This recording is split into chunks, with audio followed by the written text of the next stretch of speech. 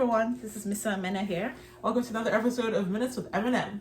Today we are going to be discussing the sex lives of college girls. So this is another Mindy show. If you've listened to our previous podcast, as long as we kept it in order, we're big fans of Mindy Kaling. We actually have watched everything that she has out. So the sex lives of college girls is what I think her newest show. It's on HBO. It's really good. And it follows four main characters. They're four freshmen who move in together and basically have very separate, interesting storylines going on, as well as following how they become friends with each other and start laying on each other. It's kind of heartwarming when they're not totally destroying their lives with their terrible decisions. Yeah, so these four characters are, Kimberly, we have Leighton, Bela, and Whitney. They are roommates, as Mena said. And so Kimberly, let's talk about her. She is this, I would say, middle-class white girl. She grew up in a small town, so she can be very small-minded, naive. That's really her whole thing, and I guess throughout the show we just see her discover her sexuality a little bit more, and just like how she navigates her love life and her sex life as someone who has been really sheltered in a small city for the majority of her life. And then we meet Leighton, which is basically the complete opposite of Kimberly in some ways, in terms of like class. I guess she's rich, and she was, I can tell, and well, it's implied that she was popular in high school. I mean, she straight up says I was popular in high school. She says it, so it's not even, it's implied. It was explicitly said that she was popular in high school, and at first we just kind of see her like wanted to come to this school because she had quote unquote best friends that she wanted to room with, and she ended up being stuck with Kimberly and pores. Whitney and Bela, the pores, and she gets mad over that. But her entire storyline is basically about her being in the closet and just trying to navigate that in a very heteronormative society. And college is a whole thing. I don't really know, because me personally, I am Nigerian, and well, I didn't attend college there, but I don't, college for people here is big, it's let's explore, let's do everything. So she definitely didn't want to be labeled the lesbian. That was her whole thing. Also dealing with a lot of her class aspects and figuring out how to not be a terrible person. Although, to be fair, even when she was being terrible, I wouldn't have minded being her friend, because she buys you stuff to say sorry, and I'm okay with that. Buy me nice things. Buy me an iPad because you called me mean. Give me your mom's credit card to pay for dinner, exactly. So I don't look poor, Yeah, there was definitely some growth, a lot of growth in her character, which I really liked. And she also has a brother who is like, Mindy always has to have. She always has to have that basic white boy that everybody's in love with. Basic white boy that everyone's in love with, because he's so sexy and he can't do anything right and he has 10 abs. I don't know, but that's Nico, her brother, as of this moment. Moving on to the next main character, we have Leighton. No, we just talked about Leighton. I was about to say Leighton again. We have Bela, and she is Indian American. She has parents with high expectations for her, and she comes in with the intention to deceive them, which, you know what? I support it. So basically her parents... Mom, if you are watching this, just know that me and Mena are friends, but we don't think in the same way. We have very individual points of view. I don't think any of our friends would say that. I feel like everyone would say we're the same and we're both lying the same amount. If I'm going down, I'm taking you with me. But no, so basically she comes into school and, she came in telling her parents that she was going to be in pre-med and is taking all these courses. In reality, she wants to be a comedian. There's nothing wrong with that, but I think a lot of parents wouldn't pay a lot of money to send their children to private school. A lot of immigrant parents, maybe if they weren't immigrants, it might be a different situation. Like if they weren't immigrants, if they were white, I think they'd be more open-minded, but even then there's levels. Yeah, there's levels to it. Because you could have gone to a cheaper school to study comedy. No, but I feel like if they were white parents and they know like the history of this comedy club, and like the alumni, and like how their lives changed, and they'll be like, yeah, this is okay, follow your dreams. But that's true, but I think as an Indian, but I think they'd actually also want to see like evidence. Like, you need to show me that you're funny before I spend tens of thousands of dollars. I'm pretty sure she cracks jokes to her family every other day. Her room is filled with posters of what's the name of this guy, Seth Meyers, and all the funny guys. Yeah, but when she makes jokes, her parents were kind of looking at her like, are you funny though? They don't understand her jokes. So Bella's two main kind of character traits are she wants to be a comedian and she's really passionate about that, and she really, really likes sex. And Mindy, I love you so much. I'm not being shady, but at some point, are we going to talk about your feelings about Indian girls and their desire for sex? It comes up a lot in many of your shows. A lot. But if the show is called Sex Lives with College Girls, then the girl they're talking about is Bela. Bela is looking to have sex with everyone. And there's nothing wrong with that. It does get her into a little bit of trouble. There's a storyline about her giving 6 hand jobs at a party. And anyway, we'll get into that maybe a little bit later. But that's Bela who's navigating that. And then we have our final main character who's Whitney. She is Black. Her mom is a politician and her dad is a flake. So we're introduced to her via her first day coming into school, where her mom is making it clear that college is not a time for hijinks. College is not a time to get a bad reputation or to be known for anything negative. And a big part of that is because her mom wants her image to look good as she continues to be in politics and run for positions. Her dad is a musician who is always somewhere but not here. But Whitney seems to be really like a fan of her dad until later on in the series, where I think she really realizes how unreliable he is, and kind of comes to terms with the fact that her mom isn't necessarily always the villain in the story. Not to be clear, her mom has her issues, but at least her mom is there, which is the minimum you could ask of a parent. Exactly. In addition to her mom and the issues with her parents, a big part of Whitney is the fact that she plays football. She's really, really, really good. And she's on the school team and they do very well.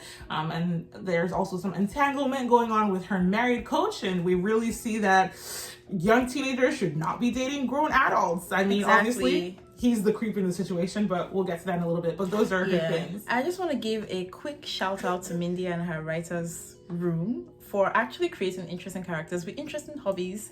It's not hard. It's not easy to do, to be honest. So it was interesting that like this Black girl played football and she was really good. I liked that part of it, and that was good to see. I actually agree. Like even Bela being into comedy, they actually have like real distinct hobbies and like personalities. And Leighton being really good at math, like that is insane. Yeah, like she's fantastic. I think that was actually a bigger plot twist to me than her being a lesbian. like she's a lesbian. I'm like, okay, that's cool. She likes girls, and like she's a genius in math. I'm like, oh my god. I know. And then Kimberly. Well, Kimberly is learning about herself, so she will give her time to figure out what she likes. Golden girls. Okay. Well, let's talk more about Kimberly. At the beginning, she runs into Nico, who is, this hot, handsome elder brother, right? Of he's Leighton. older, because he was already in school and Leighton is a freshman. Yeah, and after a while, she takes a liking to him, or he takes a liking to her. Either ways, it's kind of mutual. And they start to see each other. But before then, let's talk about 2 amazing side characters that I love so much, Kenan and Lila. So they work at this coffee shop. Is it a coffee shop or a cafe of some sort? Yeah, a cafe in the university. In university. And it's also interesting that Kimberly is the only roommate who actually had to work. And everyone's like, wait, you work? And she's like, yeah, because apparently I got here and I realized that I was poor. But yeah, so she meets the co-workers in a very interesting way. If you watch the show, you'll figure out everything about that. I don't want to talk too much, but they basically are very, very good supporting characters throughout the entire show, and they are the people that she goes to plague with all her like dilemmas surrounding Nico, and their commentary is so interesting. But yeah, so she meets Nico and they start to see each other, but it's really unclear how he feels towards her, because he's very on and off, but ultimately every time he sees her, he's nice to her. And as a small town girl, she's like, oh, he's so nice, and so that means he likes me and I like him and all of that stuff. And also, I'm just going to obsess over him and forget about the reason why I'm here. They start sleeping together and she loses her goddamn mind. It is ridiculous. I also think the sex is not that good. They're having sex multiple times a day. No, Mena, it has to be good. There's no way. Multiple times a day, every day. She is leaving in the middle of her work shift to go get some. She's getting to class late. She's not sleeping at night. What is this magical penis he's throwing around? He has a magical penis because Mindy says he has a magical penis. If he has a magical penis, why are there not other girls who are as obsessed with him? Well, because he has a girlfriend. So we later find find out, towards the end of the show that he has a girlfriend, and he had a girlfriend all along, which makes him a trifling hoe. His girlfriend is in another school, so that's why nobody That's knew. why. And since she was keeping it a secret and not telling his sister, Leighton, that he was sleeping with her, nobody knew to tell her. Yeah. And basically throughout the show, we just get to see her unravel in so many different ways. And it just shows how I don't want to say inexperienced or maybe naive that she is. And that's because a little more background, she actually was dating someone and they had been dating for quite a long time. Basically all of high school. And they had been waiting to have sex solely because of him. And at the beginning of the show, he visits her unexpectedly in her room or her dorm. And then he's like, oh, I'm ready to have sex. And then she loses her virginity to him and he breaks up with her the next day, which really, really sucks. And also, it was kind of a confusing story point for me. I didn't really understand any of that. Like, I get that he wanted to lose his virginity to her, but why didn't he just have sex with her when they were in high school? I don't even really... Because I guess he wanted them to be separate, like, so he could just have sex with her and then go about his life and not have to actually see her every day and see the bad thing that he has done. But, like, I just don't... Like, why didn't you just break up with her after high school and then have sex with other... I don't know, he wanted to lose his virginity to her because he was more comfortable with her. So weird. He is very weird. And I think for the first time we actually see all the roommates band together and, like, kick him out of the house and be like, no, fuck you. Can we swear? We already did. But yeah, they basically like kicked him out and like kind of supported her through all of that. So I can attribute some of her madness to the fact that she was heartbroken and she was basically like, you know what, fuck this, I'm in college, I need to have fun. Maybe. I will agree with that. I struggle to sympathize with these high schoolers who think they're in love. You were 12 years old, but sure. She has a breakdown of sense where she's in school on a scholarship. I don't know if you mentioned this, but she's here on a scholarship because she's quote unquote poor. Let's be clear here. She's not poor. She's at an Ivy League school that costs a lot of money. So that's why her family's struggling. Not to say that they're rich, but they are not poor, even though we're going to refer to her as poor moving forward. But yeah. Her dad owns like a Walgreens. So they are quite like comfortable. Yeah, they're not looking for where their next meal is coming from, but they can't afford to send her to private school fully. So she's on a scholarship. And when you're on a scholarship because your parents can afford school, the thing you should be doing is reading your books. Study. But what she's actually doing is hooking up, and it gets to a point where she asks for extra credits, and then hooks up with Nico in the office of the professor. Office. And I was like, this dick has to be magical because I don't understand why you've lost all your sense. Because to me, it seems like she was someone, like for her to get a scholarship means she was like a good student and she had good grades. And then you come here and you just lose all sense of self. That's why I don't even necessarily think it was that the sex was so great. I think she's just been sheltered. I don't mean specifically in sex, just in life. She had just been really sheltered. Because even when we meet her parents, honestly, the way she reacts to meeting Black people and like queer people, she's like, ooh, you little fairy, you're so special. Fairy! But yeah, she's not exposed to things. So I think being in an environment where she's away from her parents and everyone is like living this wild life. She's going to naked parties and buying $100 dresses. Like I think all of that plus the sex was just what made her completely unfocused, because her storyline basically culminates with her failing a course, and instead of, to be fair, she didn't really have any other options at this point. Like, she was going to fail. So what she chooses to do is to cheat. And you know what? I'm not even necessarily against that. She's just a bad cheater. A bad one. Basically, the frat brothers, that Nico's in a fraternity, so he has access to a bunch of past questions that are repeated.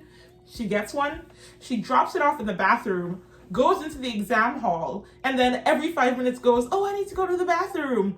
And then goes in the bathroom to look for the answer and then comes back. So she does this multiple times during the exam.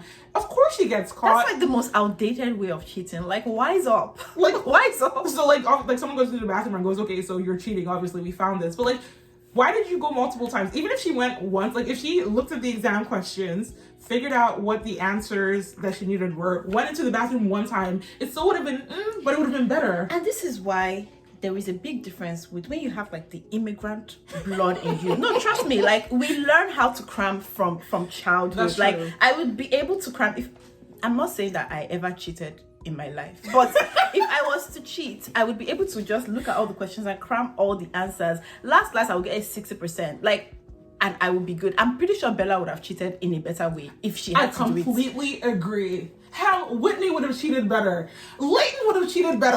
Honestly, Kimberly might just be the problem here. You know what? Fair enough. Fair enough. It's not about being an immigrant at this point. It's just because that was just horrible. She kept like everyone can see that you keep going to the bathroom. Even if you really do have a UTI, it looks very sketchy. We don't believe. Anyway, so of course she gets caught because she's a dumbass. So she gets caught. She has a whole meeting with the board, and they're kind of like the disciplinary board and figuring out what she's gonna do.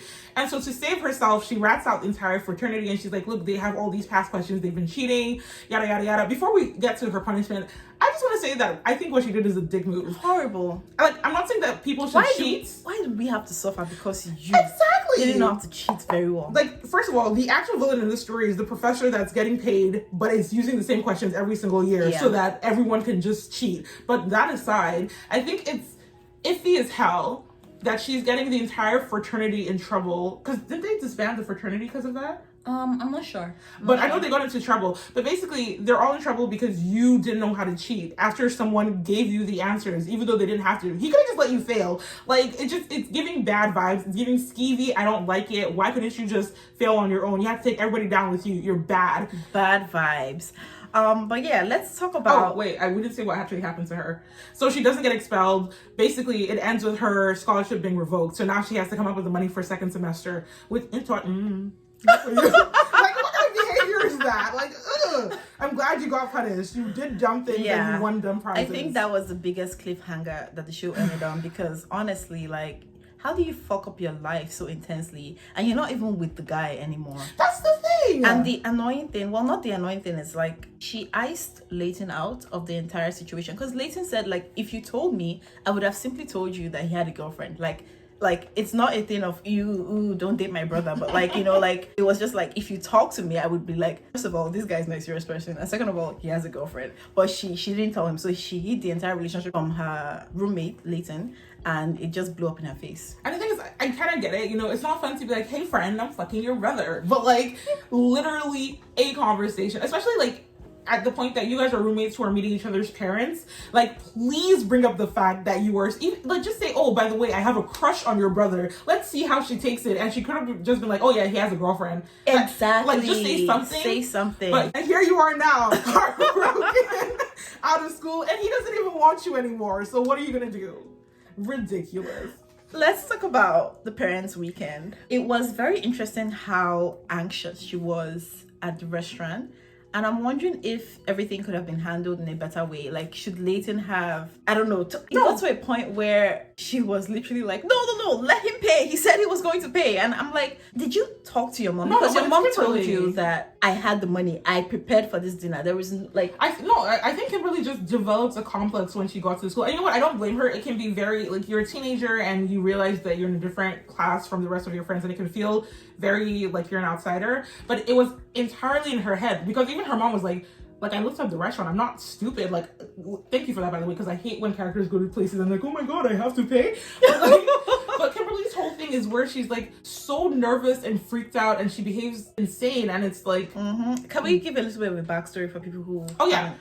So they went to a very fancy restaurant because Leighton and her parents are rich, and they wanted to go to a very expensive location. So when they get there for dinner and Kimberly's looking at the prices, she's freaking out. She's like, oh, we can't afford this. It costs too much. So Leighton offers to give Kimberly her dad's card to kind of pay for the dinner so her mom won't have to pay. But then when it's time to pay, all the cards kind of are shown, and everyone figures out the situation is that Kimberly isn't having her mom pay, she's having Leighton pay. And it's like this awkward moment where everyone's like, oh, we can pay for you, and then Kimberly's mom was like, no, we can pay. And like, can we just talk about the fact that Leighton's dad is bad vibes? Because first of all, she slipped the card into the booklet that they usually place. She slipped all the cards in. But you know, he once they were about to pay, he now opened the booklet. He now brought out one card each, one by one. this is yours. Wait a minute, there is a missing. Come on, who does that? Who actually does that? Come on.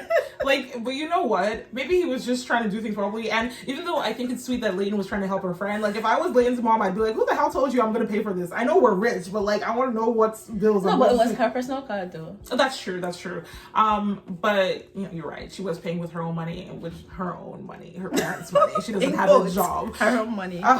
But yeah, it's a situation where everything really escalated just because Kimberly was freaking out. Her mom was fine with paying. Like, her mom was going to pay. Her mom didn't do anything that went, oh no, you know, we're not going to be able to eat next month. Yeah, her mom was totally comfortable. She was having a good time. She was taking pictures of the bread because, yes, when bread looks nice, you take picture of it. I don't care all the side eye that they were giving her, like, oh, these people haven't seen bread before. No, the bread looks nice and I'm going to take a picture of it. There's nothing better than fresh bread, so I don't know why they're hating. And so the mom literally prepared. So it's like, did you just not have a conversation with your mom and about this, because she was just clearly freaking out and the mom was just like, oh, what else can I order? Even if you don't have a conversation, I really dislike it when kids feel like they're parenting their parents for no good reason. It's not like she has a flaky mom who has ever done anything to make her feel like, oh, if we were in trouble, my mom would make bad decisions. Like, if your mom is fine, your mom is fine. I don't know why you're trying to protect her or save her. If you're ashamed because you think you're poor, you probably shouldn't be buying expensive ass dresses, which is what you're doing. Like, it was giving confused and unsure, and I think she just didn't want to be embarrassed, not in front of her friends, in front of her friends' parents. No, first of all, I'm not sure about the dress that they wore. I think they already brought it from home, but the black dress, yeah, the black dress that she bought. It was Bela who convinced her to like keep the tag and return it. Yeah, but because of the way Nico made that comment. Nico made a comment when she posted a picture of her in that dress on Instagram, and he made a comment where he was like, that dress though, and she just kept, for a whole entire episode, she was obsessed over that comment, and I think it just made her feel sexy. It made her feel powerful, and she's like, okay, I'm gonna take off this tag and not return the dress. It's like for 2 seconds she forgot that she was poor, quote unquote. That's what I'm saying. Like, if you can't be both, you're either really worried that you don't have money or you're making reckless financial decisions. But either way, what she did, like, if I was her mom, I'd be so disappointed, especially because your kid is like 18 now. You can't even do anything. That's an adult who wants to be terrible. All right, so let's move on to Leighton. As I mentioned before, she is this white rich blonde girl. That's not everything that she is, but that's what she represents in the show. And throughout the show, we just kind of see her struggle with her like sexuality and struggling. She's not struggling with it. I mean, she knows what she is, but she's struggling with coming out, living her truth, and living her truth. Yeah. So she basically doesn't really hang out with the rest of the roommates every time they go out to parties, because she understands that, you know, all she's gonna do is get hit on by men that she doesn't want, and her roommates are gonna be like, oh, but he's so cute, why don't you want him? And she doesn't have an answer, or she doesn't want to tell them why. Also, I want to, like, something, I think Whitney and Leighton are similar in this, where Kimberly and Bela are basically like, oh my god, college, I can do everything I want, I'm gonna live my best life. And Leighton is like, this is lame, I'm kind of over all of this. And Whitney's like, I am too good for this. Like, she goes to parties for fun, but she doesn't have this intense need. Yeah, where they're like, oh my god, this is the most important thing ever. She's like, it's a party. And I feel like that's intentional, because Bela is from an immigrant family, and you can tell that she was sort of sheltered when she was young, and she looks at herself as this person who was nerdy, you know, a second version of Davy, if you watch Never Have I Ever. So now that she's in college, she feels like she's finally free to explore all the things that she couldn't when she was at home. And then we look at Kimberly, who was also kind of from a small town. So I really like that distinction that they made in like their feelings towards college and how they approach it. Yeah, back to Leighton specifically, she is figuring out who she is, even though she doesn't think that she is. She kind of comes into college thinking that she's fully formed and she is who she is, but she's in a situation where she has to do community service, and that ends up with her working in the LGBTQ space on campus and kind of being forced to confront the things that she doesn't like about the community, as well as seeing people who are just like, yeah, I'm gay, I'm a lesbian, this is who I am. And she's kind of like, oh, wow, so this is you? You're just living your life out and proud and no one is saying anything. I mean, that's not true, obviously, because later on there is an incident where there's a homophobic situation, and that kind of reaffirms to her why she's like, see, like, I don't want to be treated like that. I don't want to be seen as other.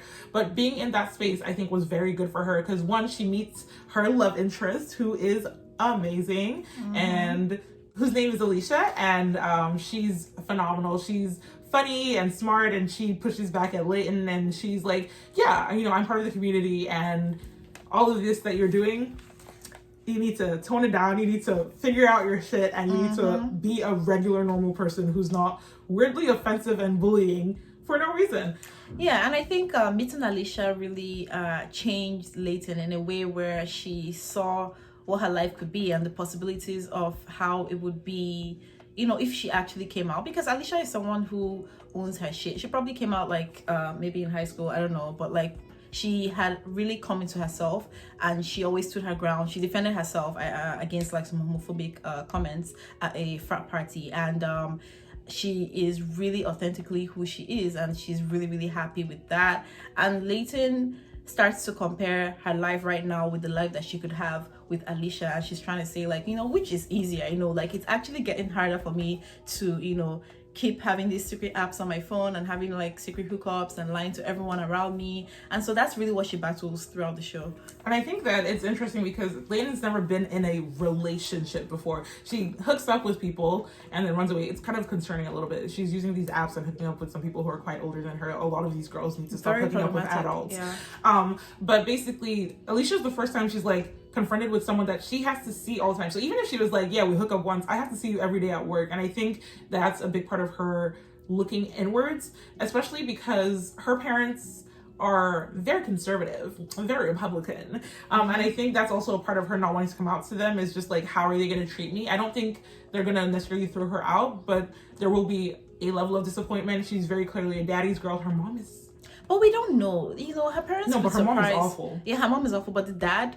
I feel like if she comes out to her dad, maybe he will surprise her. Maybe. I mean, I'd love that to be the case. But you never really know. But I don't blame her for being hesitant, especially because everything is very heteronormative in her family. They're kind of like, you know, when are you going to find your lovely, rich, white Republican boyfriend who you're going to one day marry and then continue? So, like, I can see why she keeps it to herself. But her main story throughout the season is dealing with her sexuality, and I kind of like that. Everyone else kind of has multiple chaotic things going on, and Leighton's thing is, you know, I just need to learn how to be confident in who I am and speaking about it, and I love that for her. Yeah, so at the end of the season, Leighton ultimately has to choose whether she wants to remain in the closet or be out and proud with Alicia, because on Alicia's end, she's like, you know what, I have been through this. I don't want to go through this again. I don't want to hide parts of myself. I have worked through my issues, and I want to be with someone at the same level. And that's when she realizes that she just can't keep doing what she's doing, and you know, or she can, but without Alicia. Yeah. You know, like she can keep doing what she's doing, but just without Alicia. And if she wants to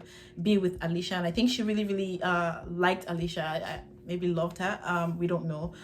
So ultimately they had to break up because she just couldn't do it, and the lengths to which she was going to actually keep this secret was getting a lot for Alicia. It's like she was driving to abandoned places. She was deleting photographs. She said, nobody can know I'm a little bit. She's like, my finger is showing in the picture. Cut it off. Everybody knows that I have that designer bag. It's me. I was like, oh, girl, this is a lot. And like, rightfully so. I was like, Alicia, please, you don't have to deal with this. So that's how it ends. And ultimately, she comes out to Kimberly, which was cute. That's cute. That's like a first step in dipping her toe in the water, and I hope she continues to go in that direction. And I agree with you. Like, if you want to stay in the closet, that's fine. You just have to be with someone else that wants to be in the closet. Exactly. And y'all can be in the closet together, baby. Happily ever after, really. But yeah, moving on to our next... Oh, actually, before we move on to the next character, we talked a bit about Parents' Evening when we talked about Kimberly, and I think we should do the same for Leighton. There's not as much in the storyline there. Like, we already knew her dad was a Republican. He showed he's a bit more Republican-y than we would like. And then her mom's just horrible. Yeah, and I think the dinner is where we actually see that Leighton has grown a lot from like the kind of ideals and like the thoughts that she had at the beginning of the season towards her roommate and towards other people who she considered lower class initially, but at this point she's like friends with them. She sees that they are nice people, and so she's starting to like tries to dissociate from her dad. Like, you see her texting the group chat like, I'm so sorry guys, I'm so sorry, my dad is just weird, please. And which is good because her mom has a weird Oedipus relationship with her son, where she's kind of in love with Nico and everyone else are very weirded out by it. It's just, honestly, considering the parents she comes from, Leighton is maybe doing the best she can. Maybe honestly, we should be grateful that she's rooming with these two girls who will make her a better person. And she's already a semi-decent person. So, you know, yay for growth. Moving on to the next character, we have Bela, who we've talked about briefly. So Bela is not taking the courses that her parents think that she's taking, and her main focus throughout the season is getting into the comedy club that has a lot of alumni who have gone on to be successful. It's basically like the pre-SNL precursor in this show. Shout out to, you know, all you immigrants who are studying engineering, but really you are studying English and your parents do not know, and you're collecting school fees. But shout out to you though, you actually have mind. You have mind. That's what you have. It's a scary thing to try and keep secret.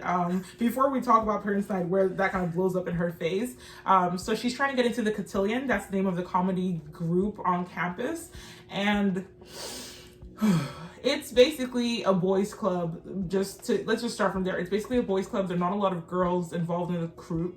And it's really hard for freshmen to get in. They kind of sort of haze them-ish. It's very similar to a fraternity, honestly. I didn't really understand if they all lived in that house or if they just go to the house to work in it. I don't even think most of them are funny. Let's just start there. You know, when you have a boys club and everyone's just propping each other up, there's like things that you find funny are not really funny. And like, you're just like, oh my God, this is so funny. And then you keep releasing the same content over and over again, but that's literally, I don't know if you watch Dear Black People. Oh, sorry, Dear White People. No, I don't. It's literally the storyline for the funny house is not funny because they keep reusing the same music and it's like whatever. But yeah, in this show, she is funny, but she's trying to get in, and over the course of the time in the group, she, you know, trigger warning, she is sexually assaulted by one of the leaders of the group, and she tries to bear it down and ignore it, but it comes up again, especially when she's working with another female member of the group who was also assaulted, and then she realizes, you know what, we have to talk about it, we have to bring it up. And I like how it's handled on the show. She brings it up, there are two leaders of the club, so she goes to the one who isn't a sexual assaulter, at least at this point, and at first he takes it badly. He's like, no, he would never do that, you know, I'm not believing you. And that's Eric. So Eric is the one who she goes to because the person who assaulted her is Ryan, the other head of the club. But Eric comes back to her later that night and apologizes. He says, you know what, I handled that badly, I shouldn't have reacted that way, I should have believed you. And by the next episode, the rest of the leaders of the club actually kick Ryan out. And I love that. I feel like it's not even realistic, honestly. A lot of places, they'll just be like, well, sucks for you. But I like that even though Eric and Ryan are friends, apparently they've been best friends for a while, when he sits down to think about it, he's like, the right thing to do is to get rid of this person immediately. Yeah, and I like that because I feel like we have a lot of shows where they want to be realistic, so they show the realistic thing happening, but it doesn't really show what should happen if everyone actually like considered these women and like actually wanted to do something right. So this is just an example of what you should do, a prime example of what you should do and how you should respond when someone comes to you with like this sensitive information. So I like that they have shown us that even if it's not realistic. I love that. So that was probably the main focus of Bella's story. The other thing is her hooking up with people. So her goal is just to have sex with as many hot guys as possible. To be fair, maybe I'm being a bit critical of her. There are a lot of male characters that are written like that, and even though I hate it in them, I probably am not as critical as I am. Fair enough. I mean, I think nobody at any age should be like, oh, I just want to fuck as many people as possible. Please don't do that. But her goal is to sleep with as many people as she can. And so she does hand jobs and she has full-on sex with a couple of people, and she's having fun. But I think at some point she's having sex with a guy who keeps saying, you're so funny during sex. And she keeps going, you're so hot. And then I think she reassesses, she's like, what am I even doing with my life right now? Why am I in this situation? Especially because her friends are like, why are you with this guy? So I'm hoping, fingers crossed, that next season is going to be a moment of reflection for her to hook up with guys because, you know, she desires them and she's in the mood, but not because she has some quota she's trying to fill or because she thinks it'll satisfy her to be promiscuous. So, this is basically Davy in college. You know what? Maybe we should be happy that Davy decided to go after Paxton and hook up with him because now this is what Bella should have done. Yeah, maybe you should let kids be a little bit reckless when they're younger so they grow up to be better people. But yes, so that's kind of Bella's focus throughout the season. When we get to Parents Night, so her parents show up, they're like, you know, you're in pre-med, let's talk about it. So they follow her to a class that she takes, and what that means is that she goes to a class that she doesn't really attend and pretends that she goes there every week. And her parents are super pleased. And then when they're actually out at the dinner, they notice the professor sitting somewhere. And they're like, oh, let's go say hi to your professor. It's the right thing to do. We should greet him. He's teaching our child. And she's like, no, he's having dinner. And this is where she fucked up, because this is so typical of immigrant parents. You know, you have to show respect. They want to know all your teachers. They want to know everything about your teachers and everything about your family. So it was really, and unfortunately, the class that she picked, you know, she could have asked around, like, which teacher actually like is just like vibes, you know, like, because this teacher actually is like, I know every single one of you in my class. I can point to your faces, and that's where she fucked up. Yeah, so her parents go up to him and they're like, oh, you know, this is her daughter. And he's like, I have never seen this woman in my life. If I saw her walking down the street, I wouldn't know who she is. Sorry to I don't know woman. who this man is or who this woman is. Like, that was basically it. And yeah, you're right. She should have picked like a first year 100 level course that there were so many people and the professor gives no F's, because although, you know what, she's also a woman of color. When I was a student, even if I was in a class of like 50 people, I'm the only black girl, my professor would be like, my class is pale. I have never seen this face before. So anyway, she gets caught. Her parents are very upset. Her father is extremely upset. But I think she actually has the sweetest parent night, maybe, because her mom kind of sticks up for her a little bit and says, okay, you know what? You're going to have to take some pre-med courses, but you can also do this comedy thing. You know, we'll figure out a way to make it work. And I think that's nice. So that is really nice. Yeah, so by the end of parent night, I would say she's the only one whose parents kind of know the whole truth. And, you know, she's working with them to make something happen. And that's really nice. So actually good for Bela. Yeah, good for her. Good for her. Okay, finally we get to Whitney. So, to be fair, Whitney's issues this season, in my opinion, are not her fault. There's an adult. Absolutely not her fault. So she's not making bad choices. Bad things are happening to her. So as we mentioned, she plays soccer. She's really, really good. It's fantastic. There is an assistant coach on her team who's a younger man who she's having a secret affair with. When I say younger man, I want to be clear that this is still an adult who is above the age of 21. He is not a 19-year-old who would be okay to be dating an 18-year-old situation. So he's a teacher. They're hooking up. And it looks like they've been hooking up for a while, which is also concerning. Again, she's a freshman. I don't know when she met him. I don't know when she started sleeping with him. Yeah, it's really, really gross. Anyway, it turns out he has a wife who he is married to. Very married. Right now. Very happily married. So Whitney finds out about it and she is super upset, and then he does the whole thing. I'm gonna leave her. Our marriage is bad. You just have to give me some time. And she's a naive child. She's like, okay, you love me. You're gonna end things with your wife. I'm gonna continue to make this work. So that happens for a little bit longer until she figures out this man is not leaving his wife. He's a liar. He's garbage. And I shouldn't be in this situation. And she trashes his car a little bit, doesn't she? So how it actually happened was this guy was willing to lie till the very end. He manipulates her. He takes her on a date, because one of the things that, I mean, it's very, very typical. We see it happen all the time. They're always like, you know what, why not? I just want things to be normal. Like, you're dating a married man. Like, things can't be normal for you. But she's like, you know what, we never go on dates. You never really take me out. We never have these nice things. So he takes her on a date, which is like in the woods, middle of nowhere, for a white man. It's giving murder vibes. It's giving murder vibes. And actually, they did crack a joke. She was like, I'll be so pissed off if you actually murder me. Like, what's this? And it's like movie night in the woods. And at that point, he shows her his phone. He's like, look, I'm going to text my wife. And he texts his wife and he says, we need to have a serious conversation. And she is so happy about it. She kisses him goodnight. She tells herself by the time she wakes up the next morning, he would have told his wife things will be okay. And, as someone watching, you'll be like, you know what, this girl is silly. But what I really liked is how well written her character is, because at the end of the day, she's a teenager, and like, this guy is manipulating her, he's taking advantage of her. Like, she doesn't know that he's never going to leave his wife. She actually believes that he loves her and what they have is something like real, and he's going to leave his wife. And so you can see it play out in a very interesting way, because even the way she starts to relate to him after that, to her, from her perspective, he has actually had that conversation with his wife, which he never did. Actually, he came home and said something different. He was like, oh, sorry, I was supposed to text someone else, that was a mistake. And the wife was like, okay, weird. She starts to be, more lovey-dovey with him, and at some point she actually tells her black friend, the other black football player who's a lesbian, and she tells her about it. And I just like that somebody else knew about this whole thing, and somebody else could be like, this thing that you're doing is bad. But it's interesting that the man actually never like planned on telling her. I can't remember what happened. I think there was an incident with the school with her exposing the male football team and how they had nice things, and her mom called the two coaches to kind of say, what's going on, like why did you suspend my kid from like playing football and all of that stuff.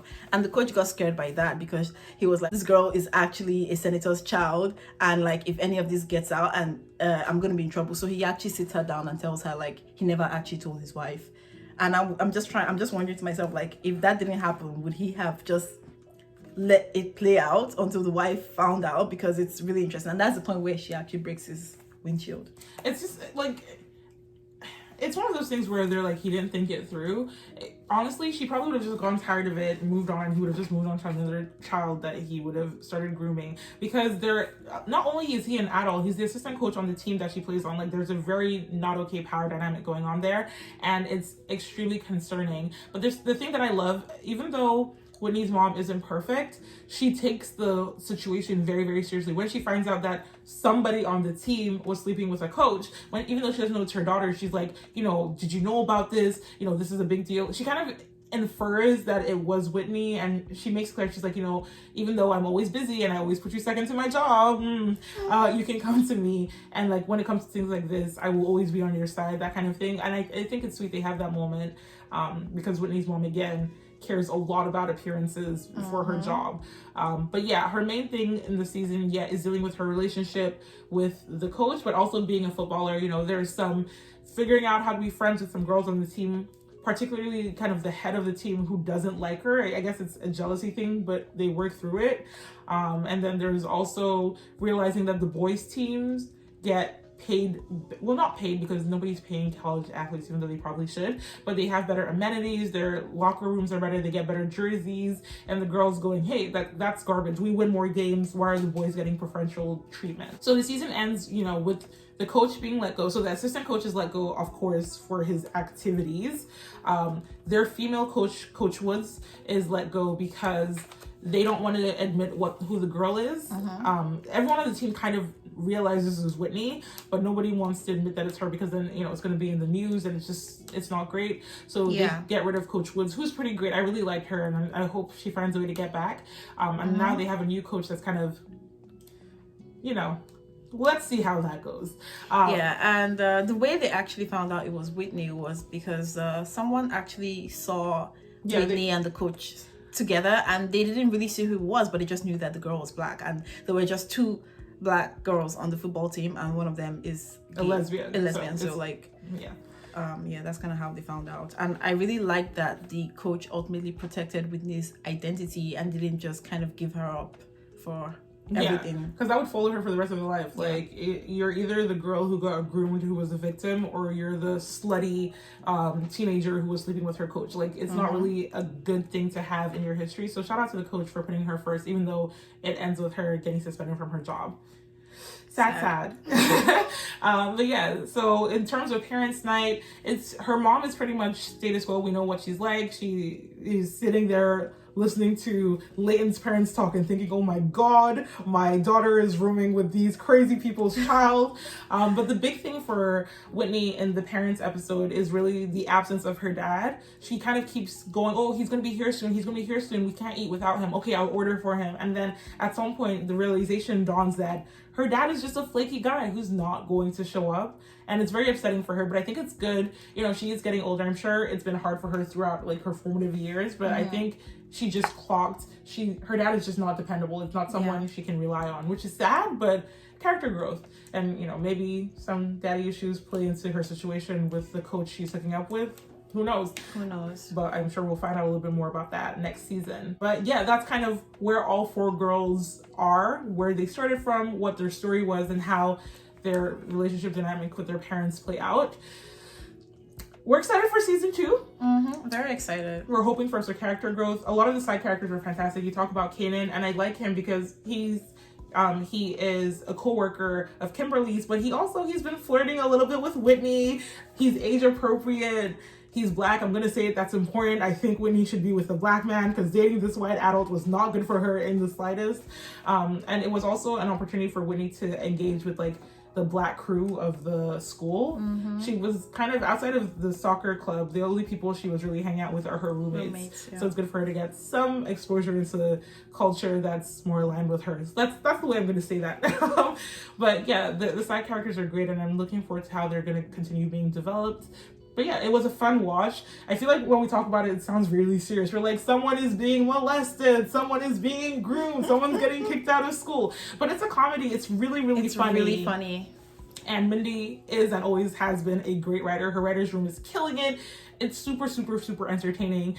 And you're really rooting for these characters, even though it's not been that many episodes and we haven't known them for a long time.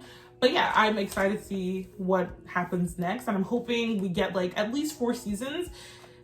The first season was only a semester long, so they're still freshmen, but maybe they'll do a time jump at some point. I like to see them get to graduation is basically my point. I want to see their story finish before the show ends. Yeah. All in all, they're very likable characters, I would say. And it's very rare that I find a show where every single character is likable. Like there isn't one character. I mean, the coach is not likable. But I mean main characters though. Like in terms of the core, even the supporting characters, like even the friend from the football team and like Kenan and Lila, like I really enjoyed all the supporting characters. To be fair, like her coach is supposed to be a villain.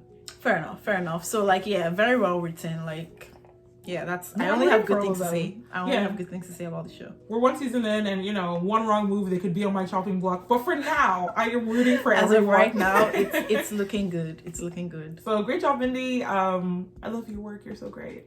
Hire me. But yeah, thank you guys for listening, watching, and joining this episode. We are Minutes with Eminem, and have a fantastic day. Bye. Bye.